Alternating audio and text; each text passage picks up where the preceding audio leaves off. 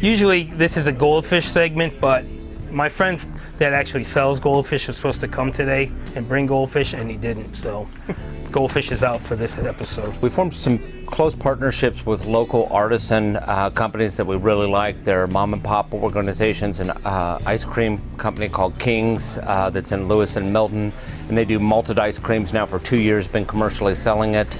They take the beer, inspiration from the beer to make the different ice creams. They have an amber ice cream based off the amber malt that's a caramel ice cream. It's got cinnamon, awesome. Nutmeg. It's almost a cross between like a pumpkin pie and a nutmeg, really? and eggnog kind of feel to it, but it's this really beautiful caramel ice cream in the base of it. Malt creates that real nice sweetness to it. What we're going to do right now is, if you'd like, I'll grab a little piece of cheese here. This is our cheese that we do, and I've got a little Amber Sun to try this with. This is we work with Chapel Creamery in Easton, Maryland. It's one of the most award-winning cheesemakers in the Mid-Atlantic.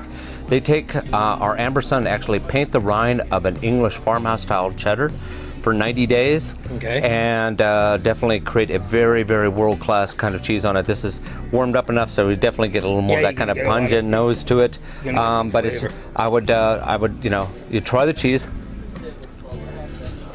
Nice. And you get this wonderful, nice kind of pungent, and then you try it with the beer.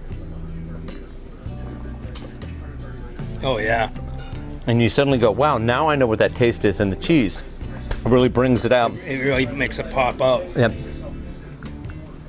When we did this, when we formed this partnership, I wanted to make sure that when we did it, this was world class. I could put this in any gourmet magazine, and people would say that this is one of the best beer cheeses done, one of the best ice creams done.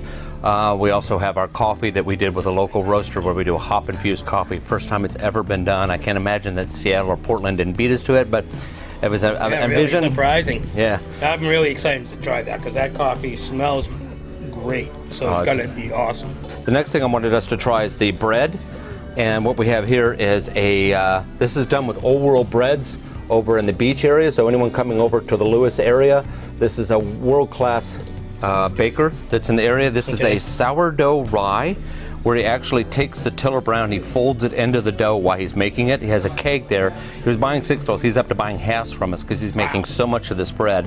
And to me, he's probably one of the best bread makers I've seen outside of a large city. Right. And we're glad to have him in our backyard. But he does everything from like hamburger buns with where he actually paints the beer onto the coating on the top of the I know. It's okay. It's also a little messy on it. We'll cut that piece out. I don't know. So I try it again. Yep. Edit. Yeah.